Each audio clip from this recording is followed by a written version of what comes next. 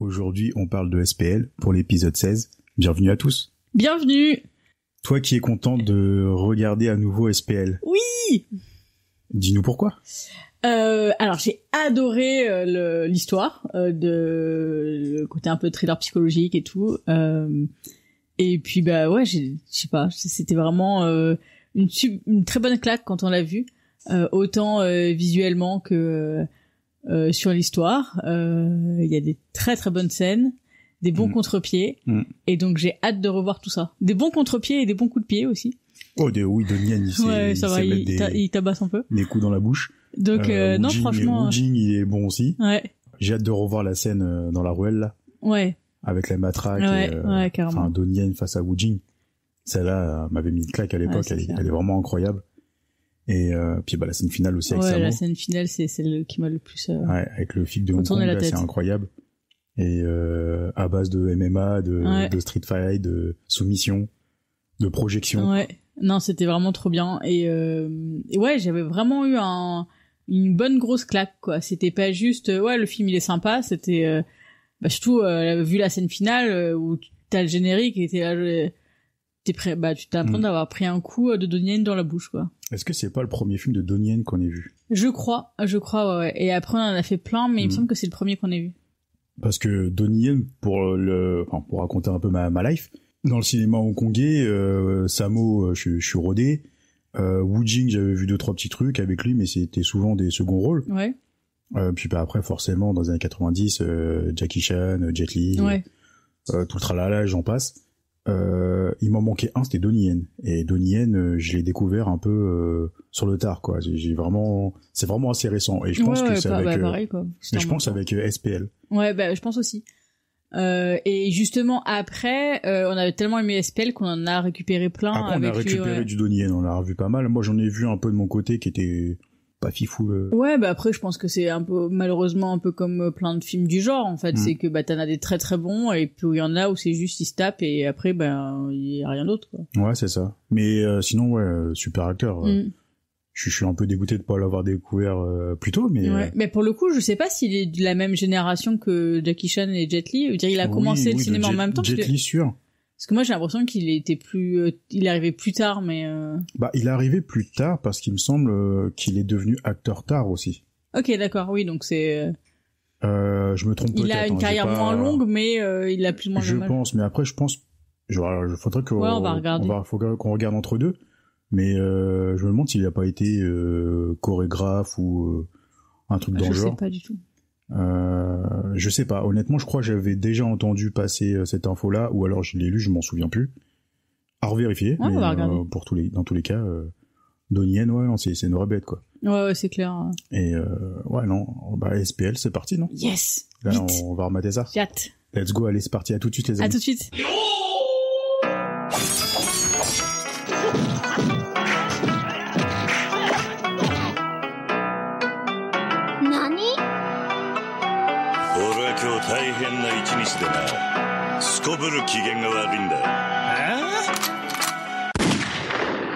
Et rebonjour, bienvenue dans la SP numéro 16 sur SPL, acronyme de Chapeau-Lang. Yes. Chapeau-Lang qui signifie dans l'astrologie chinoise, en fait c'est juste des étoiles en fait, c'est 3 étoiles qui représentent la destinée, le bien et le mal. Yes. Donc voilà, et maintenant on va parler de ce film, mais avant ça, une petite bande-annonce.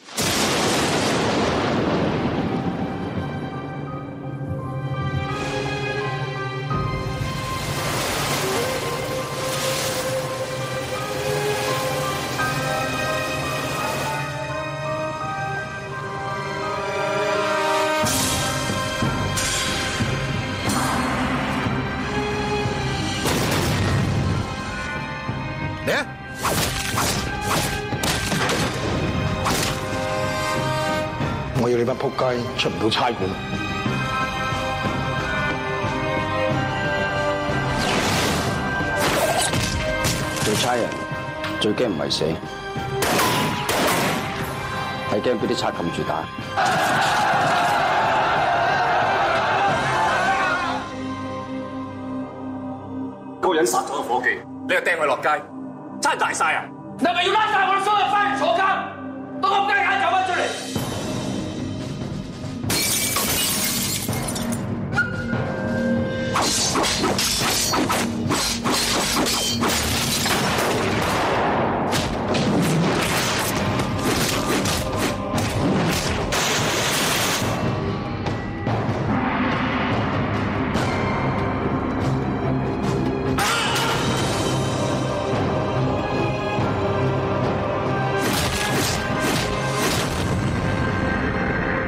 天好公平嘅，做錯事一定有後果嘅。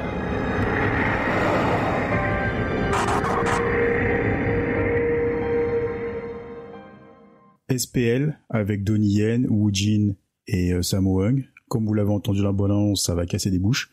Et aujourd'hui, Céline va nous pitcher le film parce que Jean-Michel à peu près n'était pas disponible. Oui, je vais essayer de faire un peu plus clair que Jean-Michel à peu près.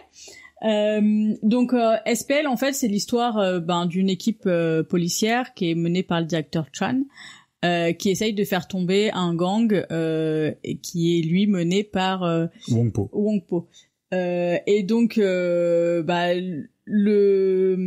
chef du gang, Wong Po, il a pas trop envie de se faire laisser descendre par la police, et donc il fait tout à chaque fois pour éviter la prison, et notamment un petit peu trucider les témoins, les gens qui veulent témoigner dans des procès, tous ceux qui se mettent un peu tous ceux qui se mettent un peu à travers de la route quick.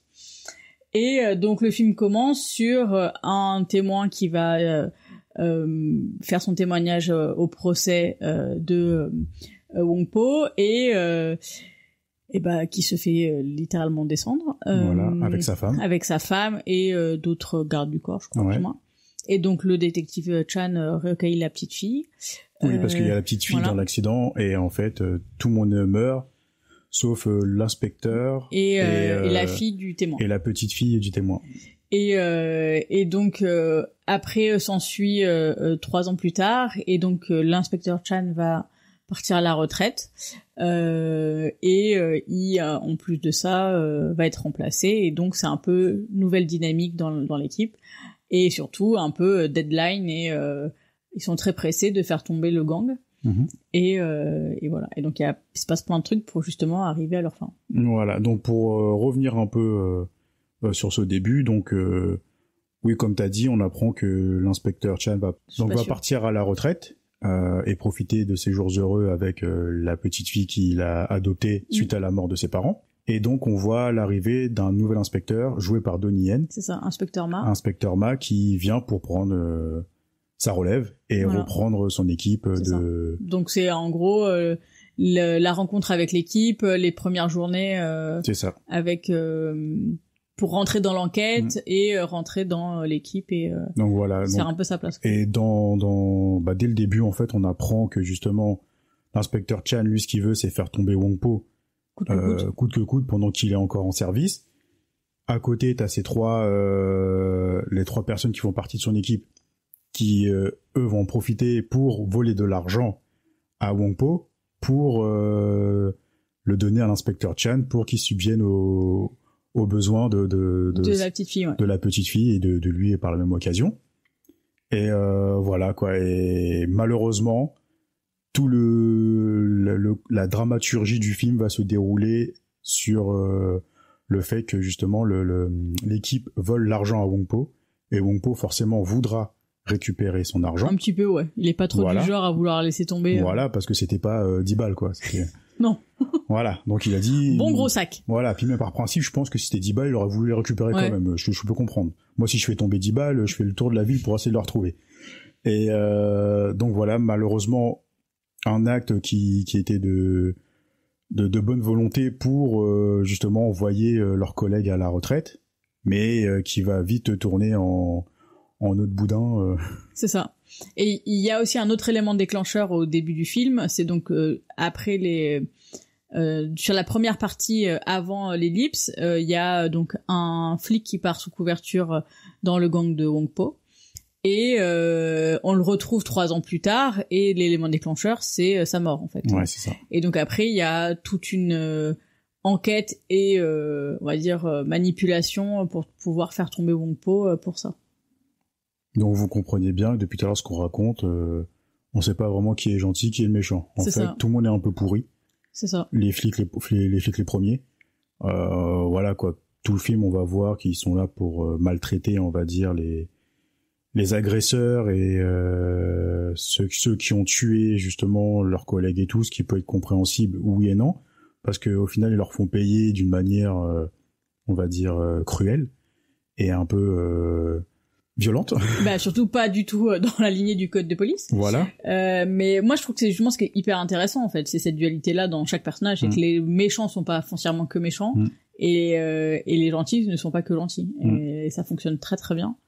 Et dans son dès le début du film, l'inspecteur Chan c'est ce qu'il dit quoi, c'est que il faut que Wong Po tombe et donc la fin justifie les moyens et c'est pas grave quoi, on fait tout ce qu'on a à faire pour qu'il aille en prison et qu'il y reste. Ouais, mais là justement vient les 3 étoiles du chapeau Lang qui s'alignent et qui cassent un peu le karma de tous ces personnages-là. Ouais. C'est un peu une histoire de karma dans tout ça. Mais complètement. C'est un peu tiens, nous on va essayer de trafiquer ci, de trafiquer ça, mais derrière tu vas le payer très cher.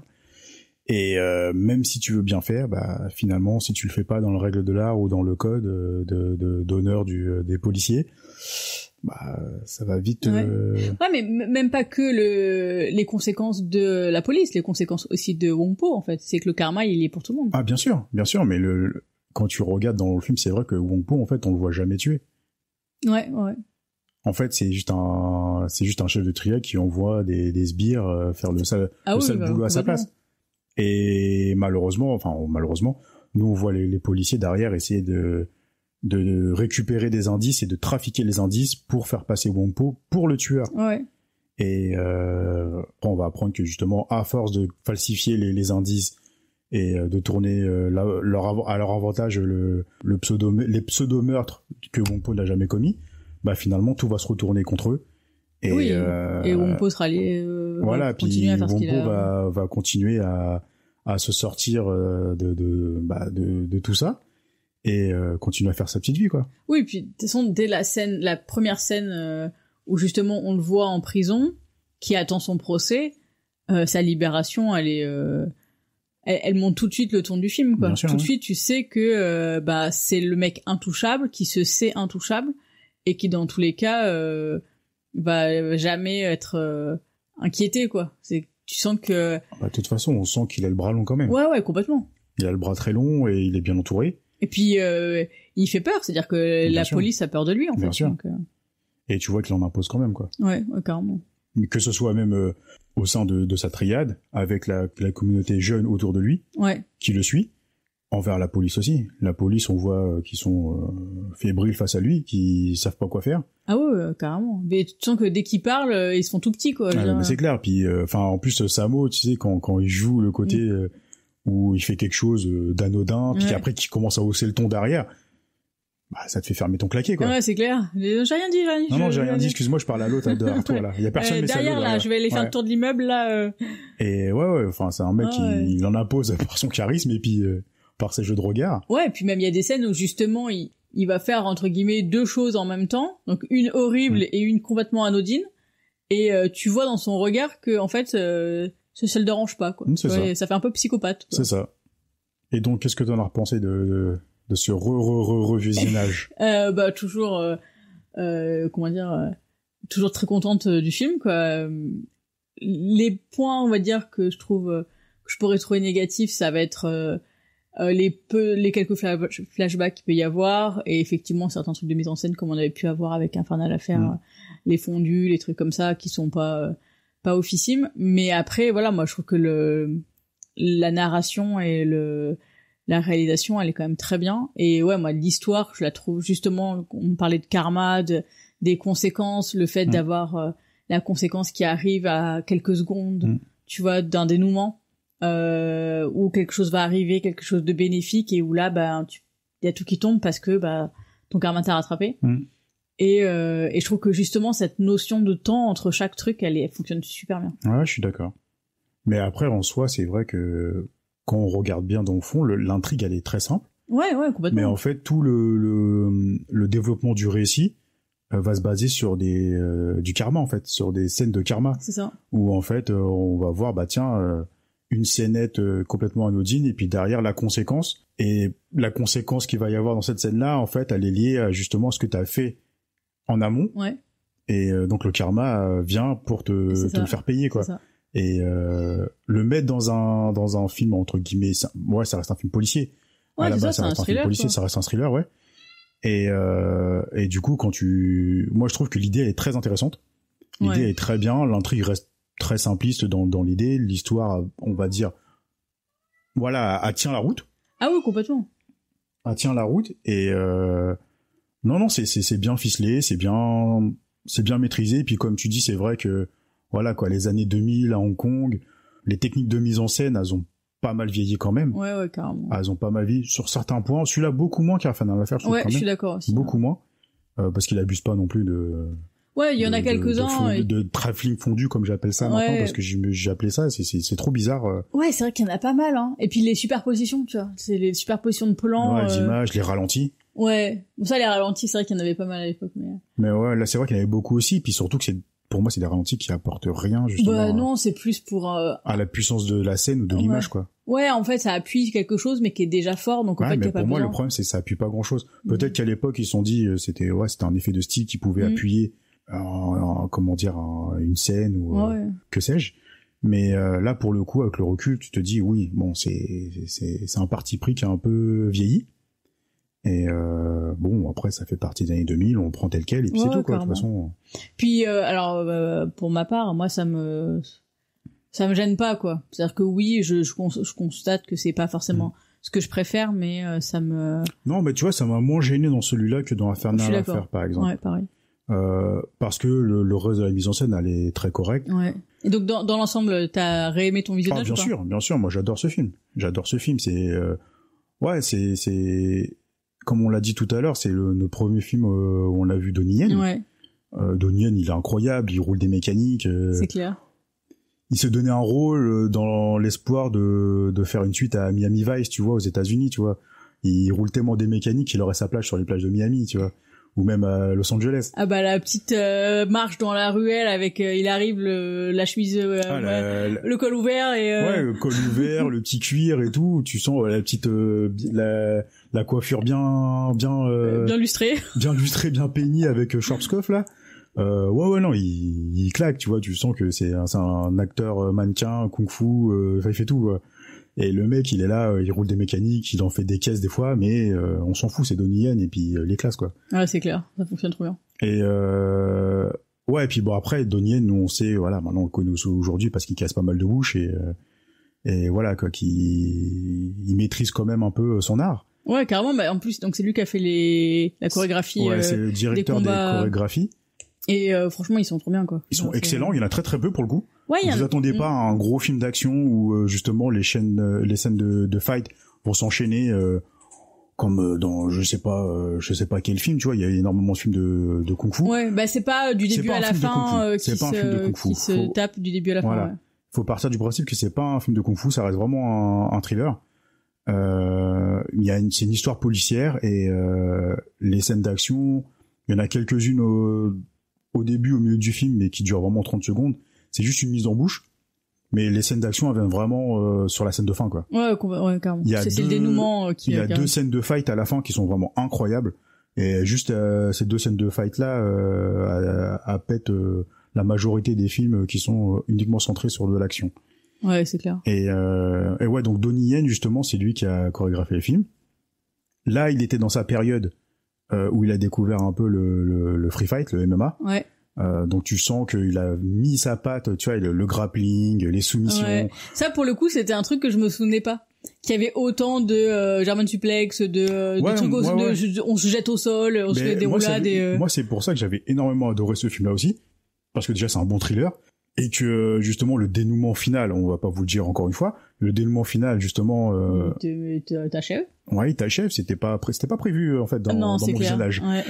Et non, justement les scènes de fight, ça m'a surpris parce que c'est quelque chose que je voyais pas dans le cinéma hongkongais que je connaissais. Et justement que Donnie Yen apporte ce côté un peu MMA free fight, ça m'a surpris. Et j'ai complètement adhéré, quoi. Et puis, en fait, derrière, on l'a vu, après, il y avait Flashpoint, où justement, il continue avec ce style de combat-là, où vraiment, soumission, lutte, il mélange un peu tous les styles, boxe, tout ce qu'il y a. Mélangé toujours à du kung-fu, bien sûr, parce qu'on voit vraiment qu'il y a pas mal de kung-fu. Et petite anecdote, justement, quand il a voulu apporter ce parti pris dans ce film-là, Sammo Hung, justement, était contre. Ah ouais? Ouais, bien sûr. Bah après, Sammo Hung, tu sais, c'est quelqu'un qui vient de l'opéra de Pékin. Ouais. C'est quelqu'un de très conservateur, tu sais, sur sur les valeurs du kung-fu, les valeurs chinoises, on va dire. Et il y a eu un petit clash entre les deux où justement Sammo, lui, ne voulait pas tourner des scènes dans ce style-là, parce qu'il était persuadé que ça n'allait pas marcher. Il était persuadé qu'il fallait faire du kung-fu pour vendre un film de kung-fu. Sauf que bien sûr, on lui a rappelé qu'à la base c'était un thriller, que les scènes de fight il y en a pas énormément, et quand il y en aura, Donnie Yen a décidé que ce sera un autre style de combat. Tant bien que mal, Sammo a été obligé de se prêter à l'épreuve, on va dire, parce que pour lui ça a dû être une épreuve.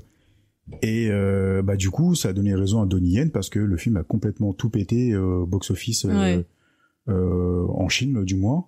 Il s'est pas mal exporté dans le monde, il a très très bien marché dans le monde. Il a eu son succès. Donnie Yen a remporté un prix au festival de films chinois pour les chorégraphies, justement. Tout va dans son sens, du coup. C'est clair. Et il a eu raison de s'imposer face à Sammo, en plus. Sammo, c'est pas non plus... surtout en plus, il avait plus de... de popularité et de reconnaissance à l'époque. Il était plus expérimenté et tout.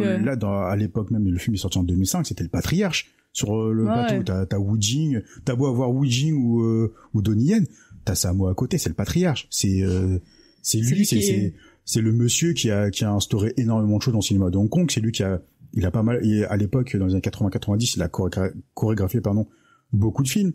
Il a apporté beaucoup de sa technique, beaucoup de sa vision.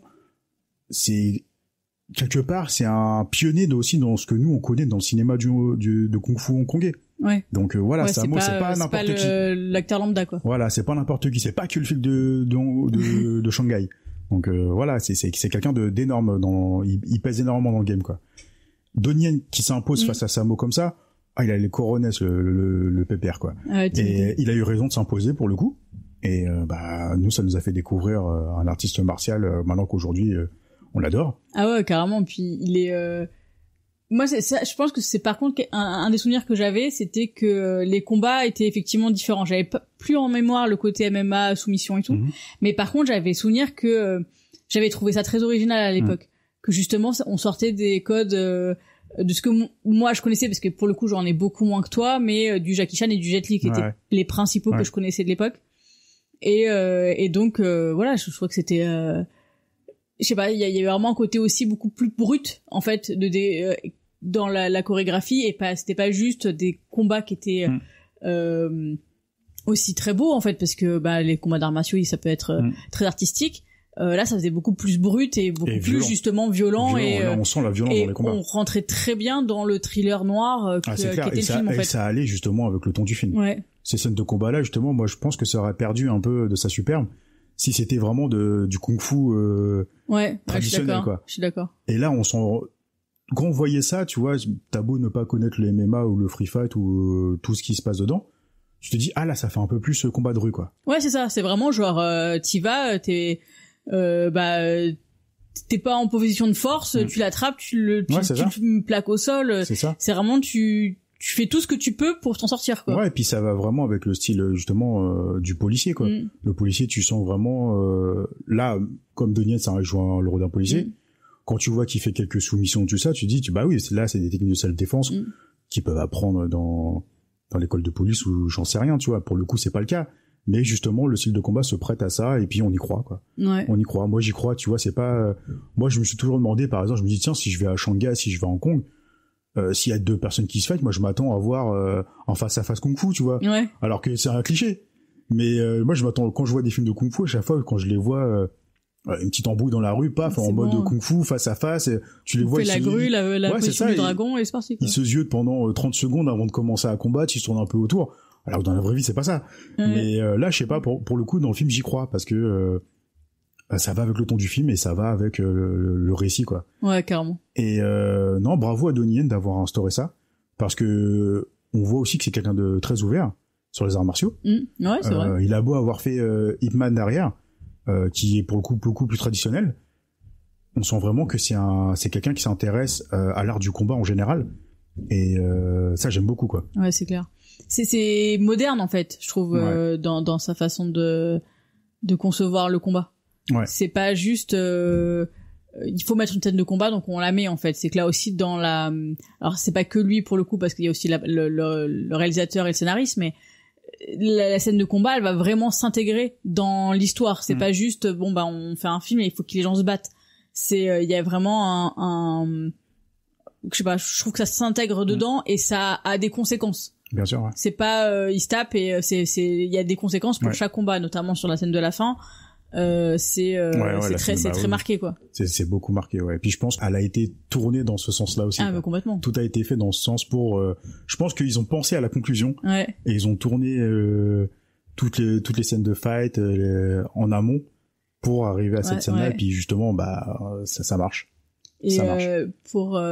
Pour le coup de savoir justement à l'avance ce qui allait se passer, j'avais pas effectivement la même surprise et même claque au premier visionnage, mais t'as l'attention quand même, quoi. Et parce que justement tout le combat, tu sais ce qui va se passer en fait, et t'attends ce moment fatidique. Ouais, je suis d'accord.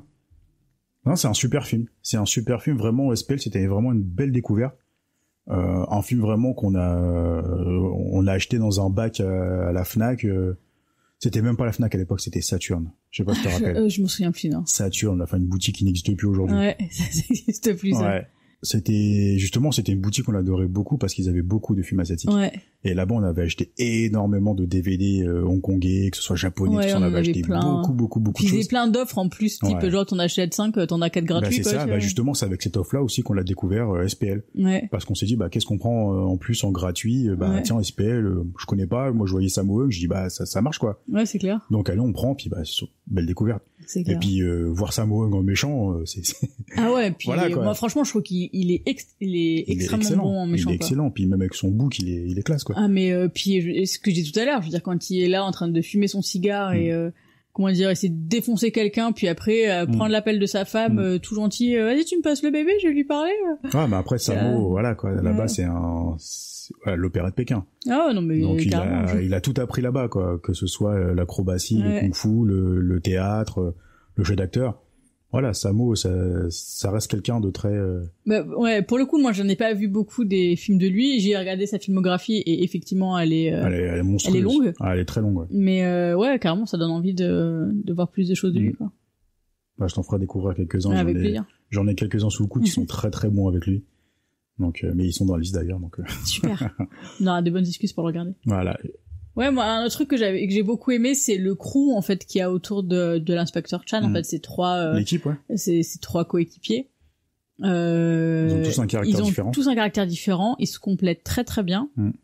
Ils ont suffisamment de background pour que on comprenne bien la psychologie de chaque personnage et la dynamique qu'il y a dans le groupe. Et en même temps, moi je pense à une scène au début où ce qu'on n'a pas dit, mais c'est que l'inspecteur Chan il a une tumeur au cerveau. Il a une tumeur au cerveau. Donc ça on l'apprend au début je trouve que c'est un peu gratuit ça.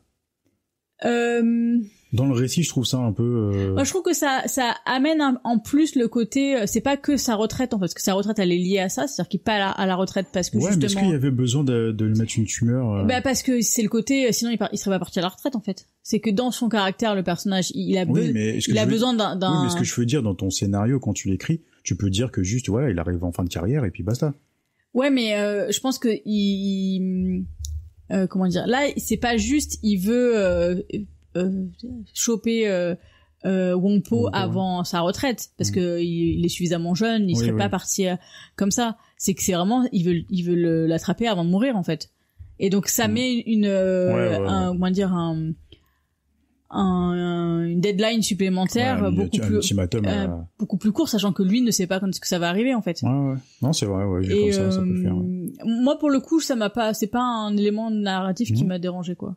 D'accord. Ça aurait pu être mieux autrement, ça je suis d'accord, mais moi je trouve que justement le côté c'est maintenant ou jamais quoi. Ça aussi amène le côté la fin justifie les moyens et je suis prêt à tout parce que je sais que c'est ma dernière chance. Ouais, OK. Et donc la scène où il apprend à son coéquipier, donc on va dire son second quoi, celui qui a le plus d'expérience, qu'il a un cancer et qui c'est pas soignable. La réaction quand il s'en va du coéquipier, elle est géniale. Incroyable. Ouais. Et après comment il explique aux autres et tout, c'est la scène elle est très bien foutue, elle est très bien fichue je trouve. En plus ça dure pas longtemps, ça dure 1 minute. C'est ça. Et ça en 1 minute on apprend qu'il le dit à son collègue qui voilà la réaction de son collègue. Et derrière, quand il commence à passer le mot autour, il y a très peu de dialogue. Non, mais en plus, il y a tout un passage où, en fait, on n'entend pas ce qu'ils disent. On n'entend pas ce qu'ils disent. T'as beaucoup ça avec une musique de fond. Ouais. Où, en fait, il parle avec ses collègues, et puis on voit qu'il parle, on sait pas de quoi, mais on comprend que, bah, justement, il annonce que l'inspecteur a une tumeur et donc, voilà, le principe, c'est, il va bientôt partir à la retraite et voilà. Et on voit vraiment toute la tension, et même le respect qu'il a pour son chef quoi. Ouais, c'est ça. Et c'est pas juste des collègues quoi. C'est pas juste des collègues, c'est une famille en fait. Ouais. C'est vraiment une famille. Ça permet de beaucoup plus justifier aussi ce que eux vont faire en fait derrière. Ouais, c'est ça. Bah oui, et montrer que c'est pas justement des personnages qui sont mauvais en soi. Ouais. Mais qu'ils acceptent. Du coup, moi j'ai une petite théorie justement sur le groupe de 3. Ouais. Est-ce que ça serait pas justement le chapeau langue, les 3 étoiles. Ah ouais. Tu sais, en fait, j'ai lu sur internet justement que chapeau langue, ça représente 3 étoiles et chacune des étoiles représente le bien et le mal. Ok. Et justement, chacun des personnages, les 3 personnages, ils ont chacun un côté avec le bien et le mal aussi. Ils font des choses mauvaises et ils font des choses bien aussi à côté. Ouais. Est-ce que ça serait pas justement les 3 étoiles du titre quoi. Ouais, ça me paraît bien ouais. Moi, en tout cas même si c'est pas vrai, j'aime bien comme théorie, ça me va très bien. En fait, moi j'ai beaucoup aimé l'idée justement d'avoir lu avant de regarder le film que justement chapeau langue c'était les 3 étoiles et pendant le film, je me suis dit ah merde. Ouais. Mais en fait, ça serait peut-être une représentation des 3 étoiles et justement, c'est ce qui va déclencher derrière le bien et le mal, le karma qui va tourner tout autour des personnages. Et enfin voilà, après je veux pas dire ce qui se passe pour pas divulgacher le film. Mais en regardant le film, je me suis dit ça peut être ça. Puis si c'est ça, si c'est une représentation qu'ils ont voulu, bah moi je trouve que c'est beau et ça marche bien quoi. Ouais, je suis d'accord. C'est ce que je dis moi. Si c'était pas voulu, en tout cas moi ça me va très bien et je trouve ça. Bah je me dis c'est un truc que j'ai accepté, tu vois. Je me suis dit c'est bien, moi j'aime bien. Ouais, carrément. Mais en tout cas moi je trouve qu'il a une place vraiment importante. C'est pas juste des personnages secondaires quoi. C'est pas juste des sidekicks qui sont là pour faire un peu des trucs en plus et justement faire avancer l'histoire quand on a besoin. C'est pour moi c'est vraiment des personnages qui sont forts et qui sont importants, un rôle important dans le récit et puis voilà entre eux dans le récit et avec même l'inspecteur Ma voilà il y a vraiment une dynamique qui est hyper forte parce qu'ils sont là en fait. L'acteur qui a les cheveux longs, l'un des 3 qui a les cheveux longs. Ouais. Celui qui va voir sa fille pendant le film, justement, il a été nominé pour meilleur second rôle. Ok, cool. Bon, il l'a pas eu, mais il a été nominé pour un meilleur second rôle au festival de films chinois.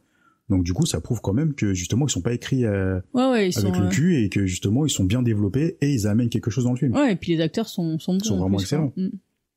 Et lui d'ailleurs, justement, il est musicien aussi, je crois. Parce que j'ai pas vu beaucoup de films de lui, j'ai vu qu'apparemment il faisait de la musique, mais... Laquelle tu parles dessus? Je le connais pas du tout, je ne dis rien. Alors l'acteur, je pourrais pas dire, mais le personnage en question, c'est Sum.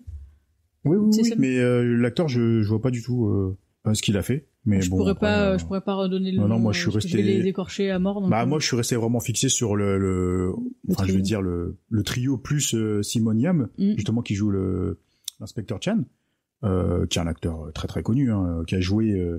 justement dans beaucoup de films qu'on va traiter dans le podcast, dont le superbe Élection. Ouais. Je spoil, il y aura Élection dedans, obligé de toute façon.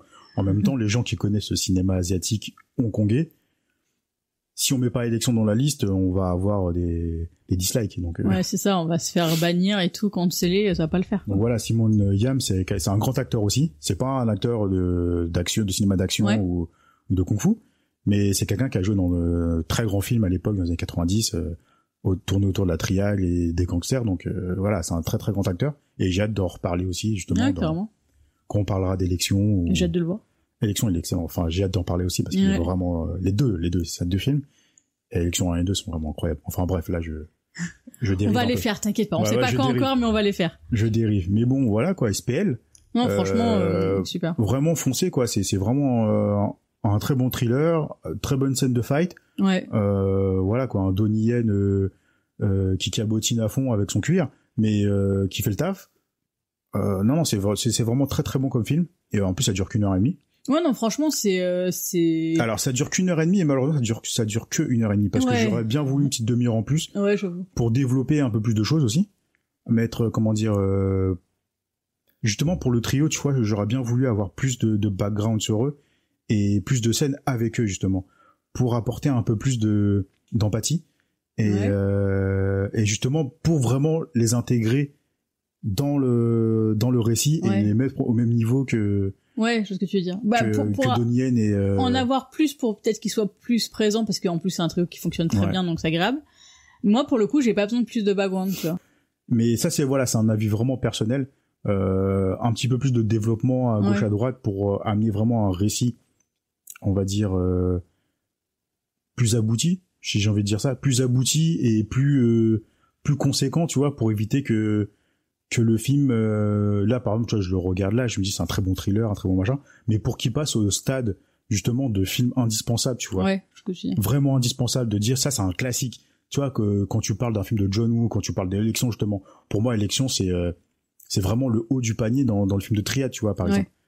Et celui-là, j'aurais bien voulu le mettre au même niveau, mais je peux pas parce que il manque des points justement qui auraient mérité plus de développement et qu'on s'y attarde un peu plus et qu'on crée plus d'empathie avec d'autres personnages. Et c'est juste ce petit point-là, c'est des petits détails, mais c'est des petits détails pour moi qui amèneraient justement SPL à un haut niveau dans le cinéma hongkongais, quoi. Ouais, je vois ce que tu veux dire. Pour le coup, moi, tu vois, je trouve que j'ai pas besoin de plus. Effectivement, avec une demi-heure de plus et des développements supplémentaires, je sais pas ce que ça aurait pu donner, donc pourquoi pas. Non, mais pour le coup, jamais. tu vois, moi, je trouve que la narration sur 1h30, elle est hyper efficace. Parce que, justement, t'arrives quand même à t'attacher à la majorité des personnages. Notamment, je trouve, avec le personnage de Wong Po, c'est-à-dire que c'est le méchant et ils arrivent à lui donner une humanité sur 2 petites scènes, voilà. Mais tu sais tout de suite l'attachement qu'il va avoir pour sa famille. Ouais, mais je suis d'accord. Mais est-ce que niveau récit, est-ce que tu le mets vraiment très haut dans ta liste? Non, ça je suis d'accord avec toi. En disant que justement c'est un film indispensable parce qu'il voilà quoi, qui amène énormément de points que ce soit sur du background, sur un récit bien construit, un récit bien ficelé, des personnages vraiment voilà quoi, vraiment construits qu'on fasse en sorte que justement tous les personnages fassent partie du récit, qu'on crée une empathie envers tout le monde. Tu vois, moi c'est ce côté-là en fait. C'est vraiment des petits détails qui amèneraient vraiment le film à un level stratosphérique, quoi. Ouais, alors pour le coup, j'ai moi, c'est plus, tu vois, pour le personnage de l'inspecteur Ma, tu vois, de Donnie Yen, justement. Ouais, mais c'est ça, justement. Je trouve que c'est plus son personnage à lui qui, pour moi, manque un peu de profondeur. Mais indirectement, ça sera à tout le monde. Parce que si tu, si tu mets un petit background à tel ou tel personnage, justement, bah, comme tous les personnages sont liés, ça apportera encore plus d'ampleur et plus de matière, justement, à créer de l'empathie envers chaque personnage et que le récit soit vraiment solide en fait. Ouais. Soit vraiment solide. Là, tu sens que c'est voilà quoi, c'est fait avec le strict minimum et comme on l'a dit au début, en fait, tout le film va se dérouler sur du karma. C'est pas le récit qui va faire évoluer les personnages ou les actes qui va se passer dans le film, c'est vraiment le karma. Ouais. C'est tous les conséquences derrière qui vont amener telle ou telle scène ou tel destin du personnage. C'est pas le récit en fait. En soi, c'est pas le récit qui va amener ça. Le récit va juste apporter des petits points justement que chacun va faire dans le film, tu vois, des petits actes. Alors lui va faire telle ou telle chose, là c'est difficile d'en parler parce que j'ai pas envie d'expliquer ce qui se passe dans le film pour éviter justement de gâcher. Mais tu vois que chacun crée ses actes et en fait bah une fois que dans le scénario c'est écrit bah toi lui va faire ça et lui va faire telle action. Bah en fait tout ça, toutes les scènes derrière c'est du pur karma qui va en découler. C'est des scènes on va dire un peu plus graphiques et un peu plus comment dire tournées sur c'est méchant de le dire, sur le pathos, mais en fait ça manque de construction pour amener tout ça à un haut niveau quoi. Ouais. Je sais pas si je suis clair, j'arrive à être clair, mais c'est compréhensible, et moi je vois ce que tu veux dire. Parce que pour le coup, tu vois, on dit que SPL c'est un très bon film, tu vois, c'est un très bon film, un très bon divertissement. Mais pourquoi justement on dit pas que c'est un film indispensable, que c'est un chef-d'œuvre, tu vois? Pourquoi on n'est pas à ce point-là? Ah ouais, après moi il y a peut-être plus la mise en scène que la narration. Bah, tu vois, mais pour le coup, tu vois, je suis pas d'accord parce que justement, au niveau de la mise en scène, il fait avec ce qu'il a. Une mise en scène, ça se crée aussi par rapport à un scénario. Si t'as pas de un scénario solide, tu peux pas faire une excellente mise en scène. En fait, la mise en scène est faite avec ce qu'il a sous le coude. Ouais, et mais moi, tu je vois, trouve que justement, la mise en scène, elle est juste par rapport à ce qu'il a sur le papier. Oui, elle est juste dans le sens où elle a...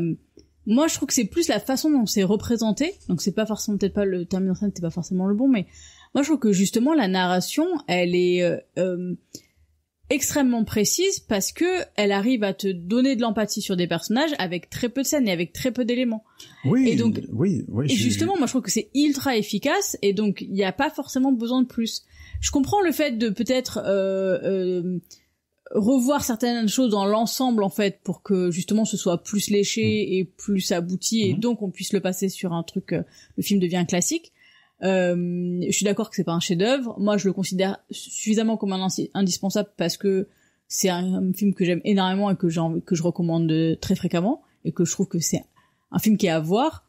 Après, ouais, moi c'est juste que là, en fait, clairement, c'est là où j'ai du mal à imaginer ce qu'on aurait pu apporter de plus, en fait. Bah, tu sais quoi, j'ai hâte qu'on regarde des films de John Woo, de Tsuga. Ouais. Ou même Élection quand je te parlais, et là tu comprendras où je veux en venir. Non mais et là tu vas comprendre parce qu'en fait ça c'est là il y a énormément de films que j'ai en tête que tu n'as pas vu et justement qui sont dans un niveau de construction, un niveau de mise en scène qui est justement stratosphérique pour moi pour le coup parce que tout est solide.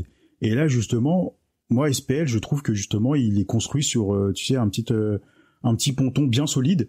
Comme il faut, tu vois, il est juste solide comme il faut, mais c'est pas un ponton qui va durer éternellement, tu vois, c'est un genre un petit tsunami puis il y a plus rien, tu vois.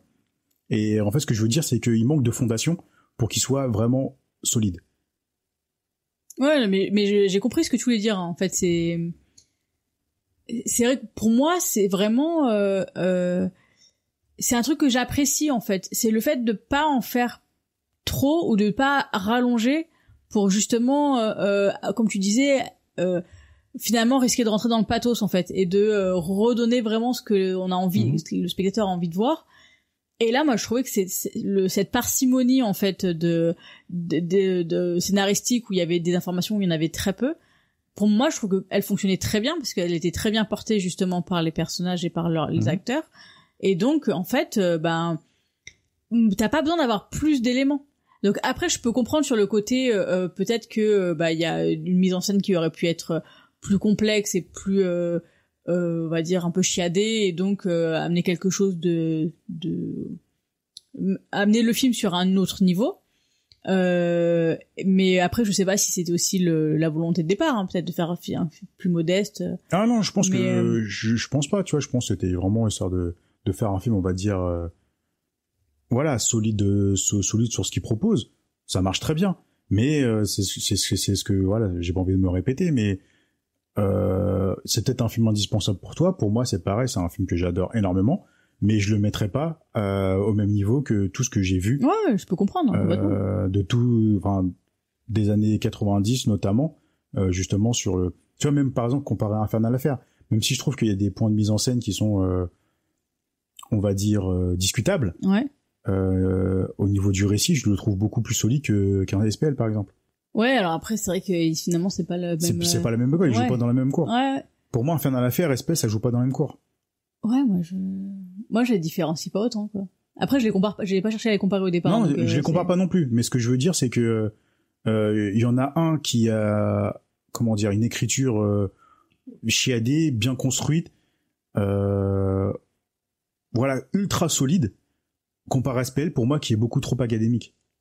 Ah, le côté académique, ça, je peux comprendre. Ça, je le conçois plus. Le côté où, effectivement, c'est... Ça prend pas beaucoup de risques.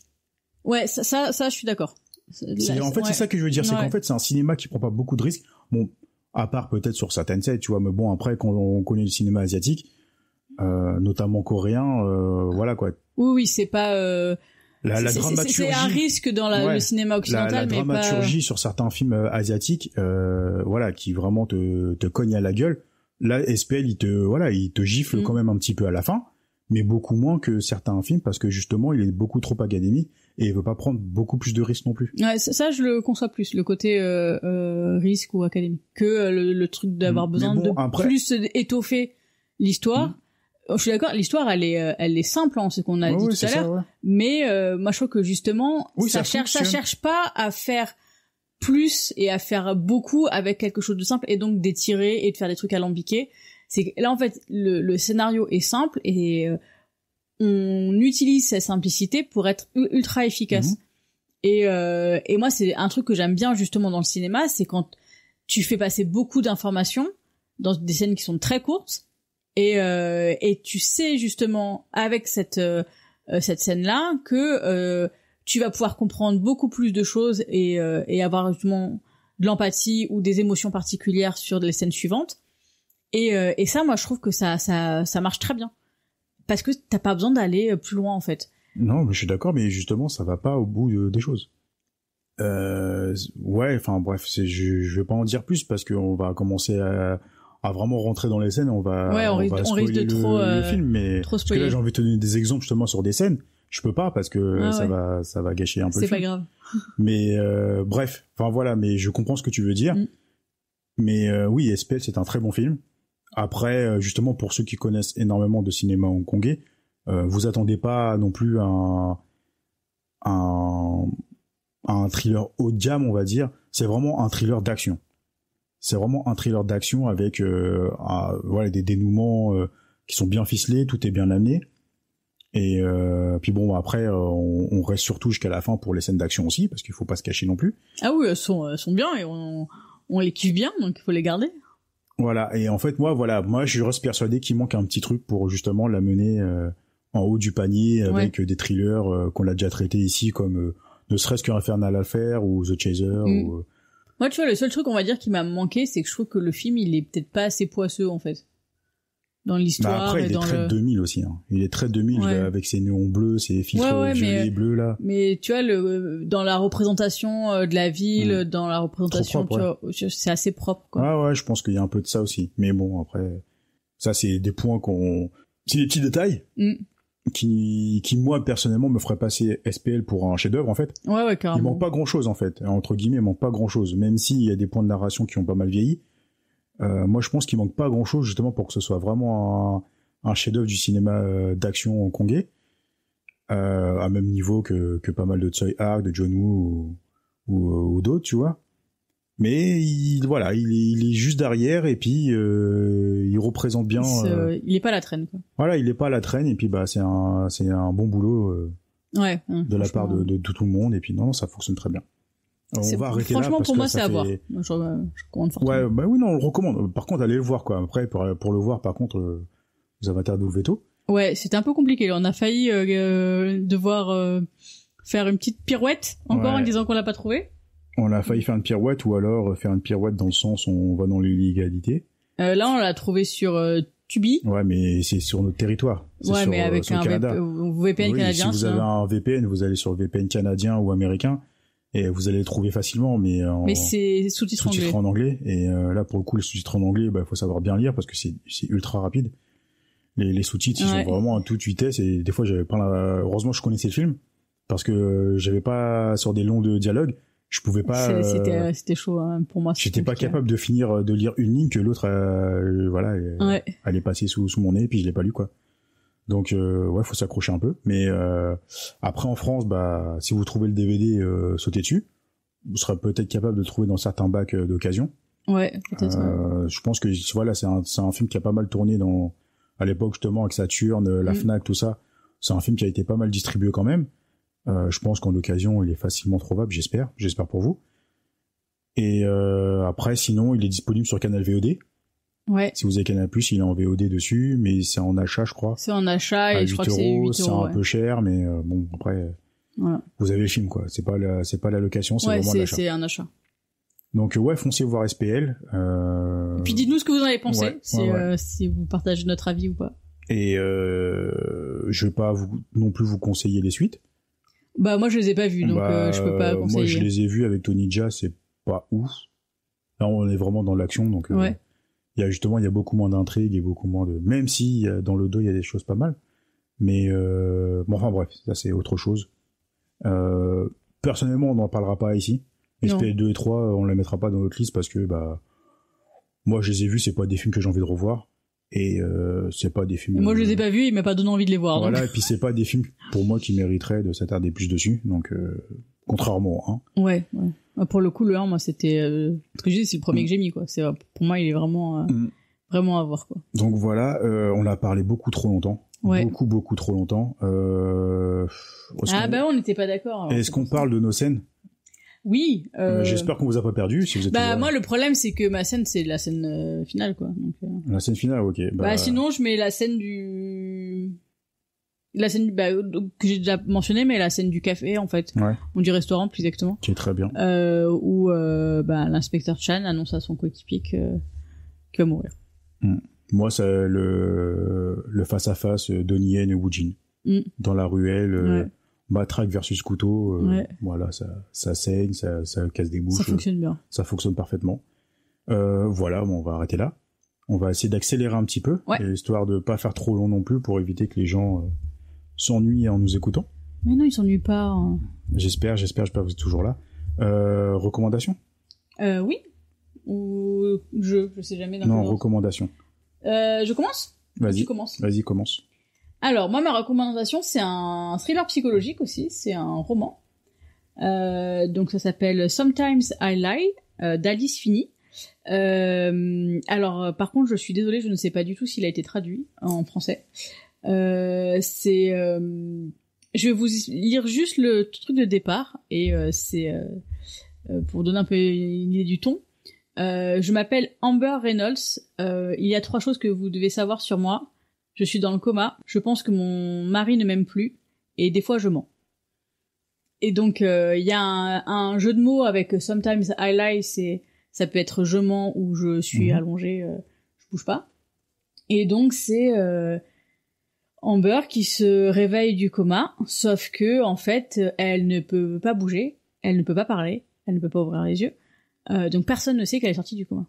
Et donc elle entend son mari, sa sœur autour d'elle parler, et donc elle se rend compte que elle apprend qu'elle a eu un accident. Elle se rend compte aussi qu'il y a quelqu'un qui vient dans sa chambre, mais elle sait pas qui c'est. Et voilà, donc il y a plein d'informations comme ça où en fait elle peut pas bouger.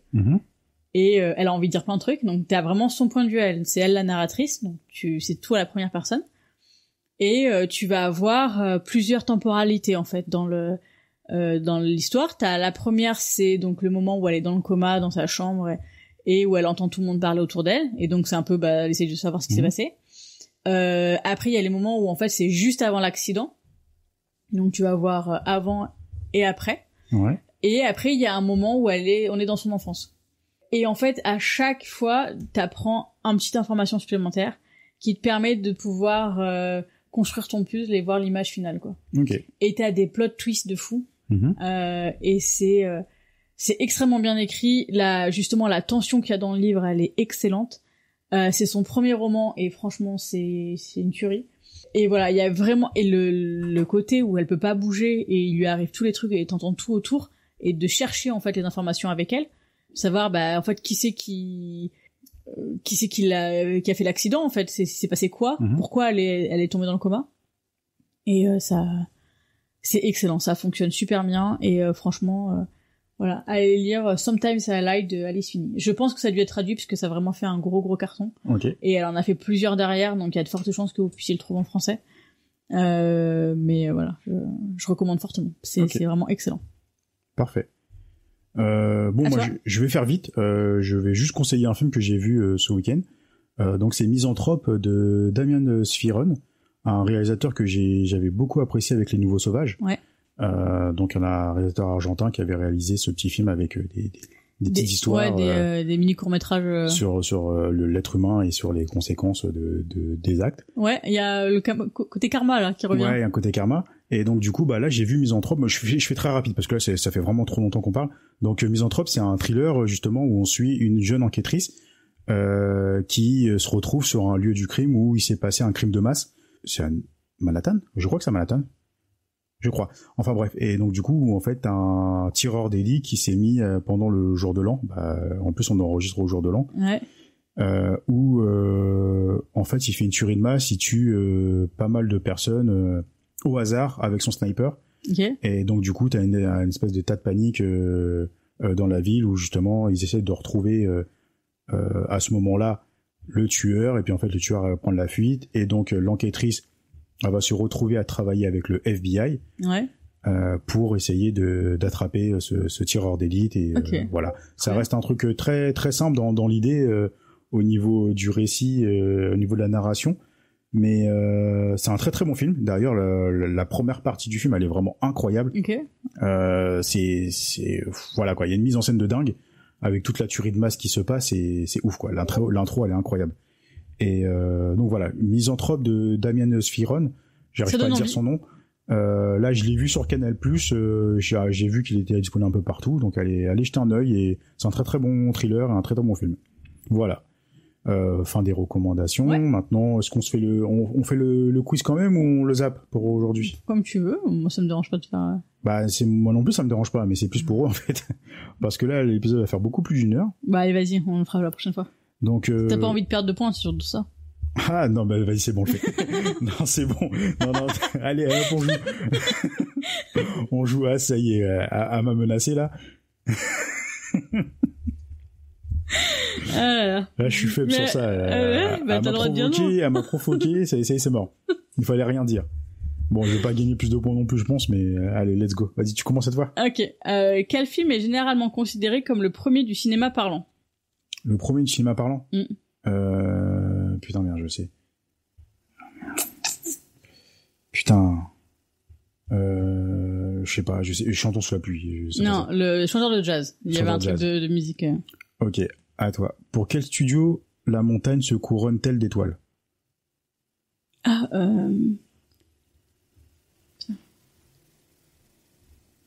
Bah, Paramount, là ou... Ouais, c'est ça, Paramount. J'ai un trou, là. Qui est Christine dans le film du même nom de John Carpenter? Une voiture? Ouais. Dans quel film un tableau d'affichage et une tasse à café se révèle-t-il la clé de l'énigme? Usual Suspect? Ouais. Quel acteur est un géant du cinéma américain, bien qu'il soit mort à 24 ans dans un accident de voiture? James Dean. Ouais. Quel pseudo trouvé par Coluche l'actrice Sylvette... Oh, il y a une faute dans la question, excusez-moi. Donc Coluche a trouvé un pseudo à l'actrice Sylvette Herry. C'est quoi? Miu Miu? Ouais.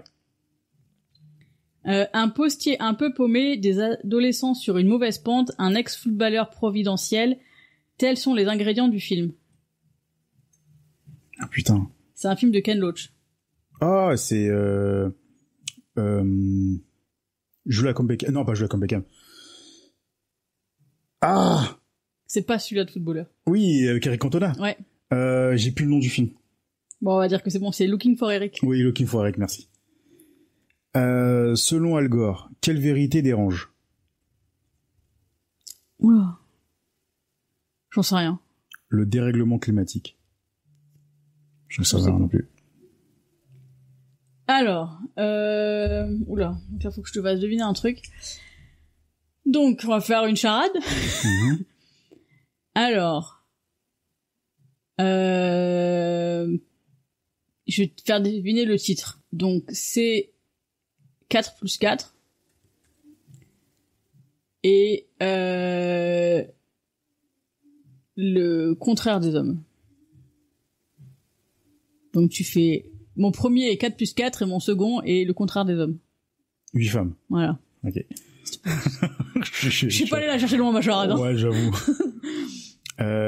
Quel duo pour l'occasion interprète la scène dans Un monstre à Paris? Alors, Vanessa Paradis et M. Ouais, c'est ça. C'est fini? C'est fini. Ah merde. On n'a pas compté les points. Non. J'avais combien de bonnes réponses? T'avais 1, 2, 3, 4. 4, bah 4, pareil. Donc t'as toujours 2 points d'avance, donc ça fait... On était à 12-10. Moi j'étais 12-10, donc ça fait 16-14. 16-14. Bon, voilà, 16-14 pour toi. Yes. Ça servit à rien, parce qu'on a toujours le même point, mais bon. Bah voilà. Comme ça on garde la tradition. Ouais. Allez, maintenant on pioche vite ce qu'on veut prendre, on va regarder la semaine prochaine. Et on vous libère. Alors, le petit fichier, c'est bon. Ça tourne. Qu'est-ce qu'on regarde la semaine prochaine? Allez, c'est parti. Maintenant. 3, 2, 1. First Love. First Love. Alors, First Love, c'est un film de Takeshi Miike. Ok. J'espère qu'on va le trouver. Putain, il est trop récent. Il est beaucoup trop récent. Je vais pas regarder. Eh ben, on verra. On vous dira la semaine prochaine si c'est celui-là ou pas. C'est un film qui m'intéressait énormément. Je ne l'ai pas vu. Donc, du Takeshi Miike assez récent, avec pas mal de bastons et d'histoires d'amour. Donc let's go, on va regarder ça la semaine prochaine. Yes. Ça te va? Ça me va très bien. J'ai très hâte, moi. Ok, de découvrir de nouveaux trucs, donc c'est toujours comme d'hab. Ouais. Donc les gens, merci d'être restés jusqu'au bout de cet épisode un peu long. Nous sommes désolés. On espère qu'on vous a quand même donné envie de voir le film, qu'on vous donne aussi envie de continuer à nous écouter. Et puis on vous dit à la semaine prochaine. Prenez soin de vous. Ciao tout le monde. À plus.